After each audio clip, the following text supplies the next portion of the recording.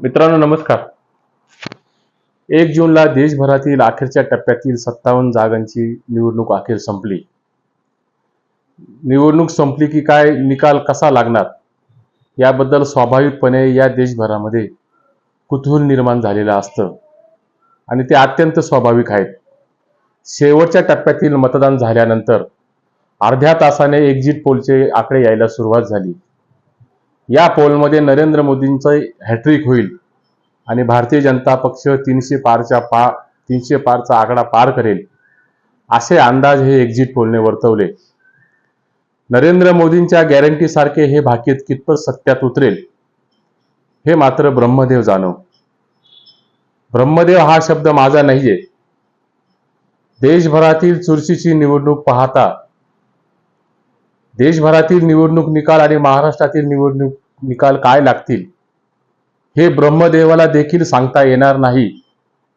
हे विधान अगदी परवा महाराष्ट्र राज्याचे उपमुख्यमंत्री अजितदादा पवारांनी केलंय हे मात्र या ठिकाणी लक्षात घ्या. आणि अजितदादा त्यांच्या पक्षाचे म्हणजे राष्ट्रवादी काँग्रेस पक्षाच्या अजित पवार गटाचे ते राष्ट्रीय अध्यक्ष आहेत. राष्ट्रीय अध्यक्ष असल्याने त्यांचे विधान अजिबात दुर्लक्षून चालणार नाहीत. किंबहुना दुर्लक्षून कसं चालणार. त्यात राष्ट्रीय अध्यक्ष असल्याने अजितदादांचा पक्ष संपूर्ण देशभरामध्ये फक्त 4 जागा लढवतो. फक्त 4 जागा. आणि निवडून किती येतील हे मात्र सांगता येणार नाहीत. किंबहुना अजितदादांच्या जागा किती निवडून येतील हे कदाचित ब्रह्मदेवालाच ठाऊक. असो मित्रांनो, मी मागच्या व्हिडिओमध्ये म्हटलं होतं एक्झिट पोलचे अंदाज हे एक्झॅक्ट असतीलच असं अजिबात नाहीत. एक्झिट पोलचे अंदाज आणि हवामान खात्याचे अंदाज हे तंतोतंत जुळतात असंही अजिबात नाहीत. अगदी गावाकडे अजूनही म्हणतात की माझ्या आजोबाने माझ्या खापर पंजोबाने यापूर्वी खवीस पाहिलेले आहेत. यापूर्वी माझ्या आजोबाने माझ्या पंजोबाने भूत पाहिलेले आहेत. अगदी तसंच त्यामध्ये निवडणुकीचे मतं जाणून घेणारे जे कोणी एक्झिट पोलचे माणसं असतील ते मात्र किती मतदारांपर्यंत पोहोचतात आणि किती मतदारांचे सॅम्पल घेतात हे मात्र अजून देखील मलाच काय अनेकांना पाहायला मिळालेले देखील नाहीत. हा भाग मात्र वेगळा आहे. त्यामुळे निवडणुकीचे अंदाज वर्तवले लागले की आपले कान मात्र टवकारले जातात. म्हणून फार तर एक्झिट पोल हे मनोरंजनाचं साधन म्हणून त्याकडे बघायला हवं. मी तर त्याही पुढे जाऊन सांगल, नाटक सिनेमा यांच्या पलीकडे जाऊन एक्झिट पोलचा निखळ आनंद हा घेतला गेला पाहिजे. परंतु गेल्या 2 दिवसापासून देशभरामध्ये विविध चॅनलने जे एक्झिट पोलचा धुमाकूळ घातलेला आहे त्या एक्झिट पोलच्या धुमाकूळाकडे पाहिलं तर मात्र त्यातील असलेला सत्यांश आणि त्यातील असलेला अर्धसत्यांश हा मात्र समंजस आणि प्रगल्भ नागरिकांच्या लक्षात आल्याशिवाय राहत नाहीत. किंबहुना 2019 मध्ये ज्या विविध चॅनलने एक्झिट पोलचे अंदाज हे 19 मध्ये वर्तवलेले होते त्याचे अंदाज कितपत सत्यात उतरले हा मात्र संशोधनाचा भाग आहे. किंबहुना 2019 मधील अंदाज हे देखील सपशेल अपयशी ठरल्याचं हा मागचा इतिहास आहे. तरी सुद्धा देशभरामध्ये एनडीए म्हणजे नरेंद्र मोदी पुन्हा सत्तेवर येतील आणि महाराष्ट्रातील गेल्या निवडणुकीपेक्षा भारतीय जनता पक्षाची मोठी पिछेहाट होईल असे एक्झिट पोलचे अंदाज हे येत आहेत.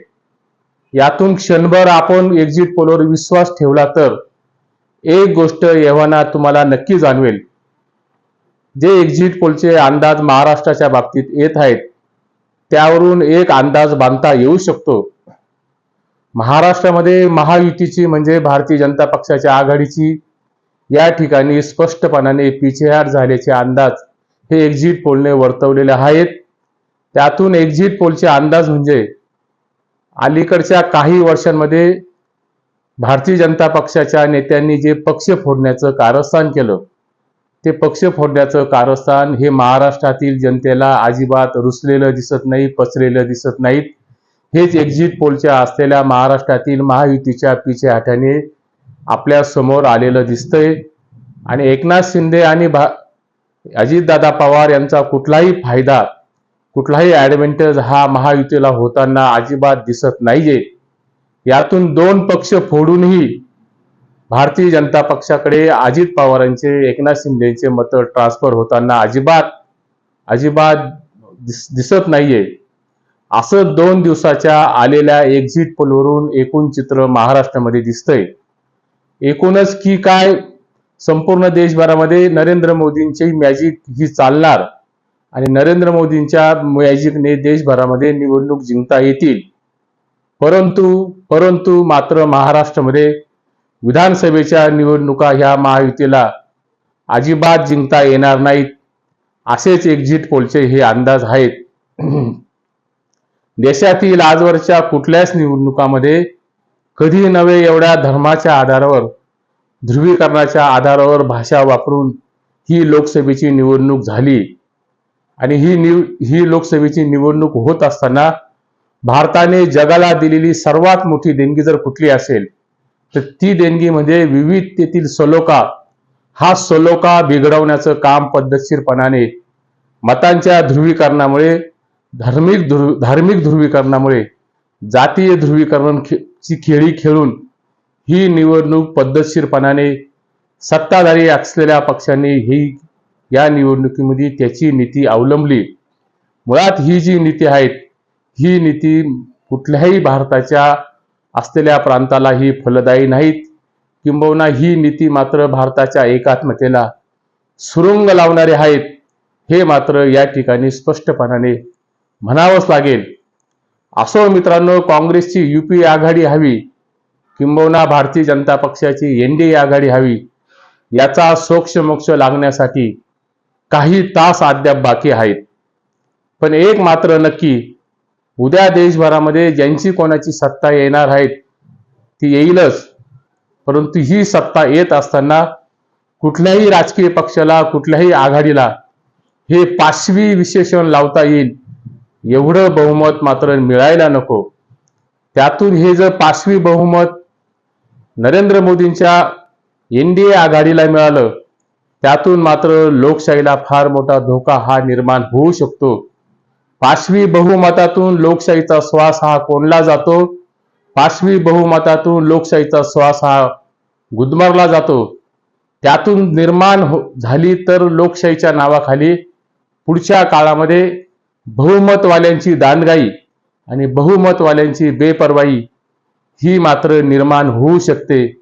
हा धोका मात्र आपण वेळीच ओळखला पाहिजे. कारण मागच्या काही वर्षातील आढावा जर आपण लक्षात घेतला तर गेल्या पंचवार्षिकमध्ये विरोधी पक्षनेता निवडण्या इतपत सुद्धा काँग्रेसच्या आघाडीला या ठिकाणी 10% मतं ही मिळालेली नव्हती. त्यातून भारतीय जनता पक्षाची अनिर्बंध सत्ता ही देशावर होती आणि त्या अनिर्बंध सत्तेतून ज्या पद्धतीने बेपर्वाई किंवा दांडगाई निर्माण झाली तो इतिहास मात्र या ठिकाणी विसरता येणार नाहीत. एक मात्र खरं, कुठल्याही राजकीय पक्षाला, कुठल्याही आघाडीला ही पाशवी बहुमत या ठिकाणी मिळू नयेत. त्यातून मात्र लोकशाहीला फार मोठा धोका किंवा लोकशाहीचं मांगल्य हे नष्ट होऊ शकतं, हे मात्र अजिबात विसरता येणार नाहीत. तुर्तास एवढेच. हा व्हिडिओ जर आवडला असेल तर या व्हिडिओला लाईक करा, चॅनलला मात्र सबस्क्राईब करायला विसरू नका. पुन्हा भेटूच नव्या विषयांसह, नव्या आशयांसह. नमस्कार.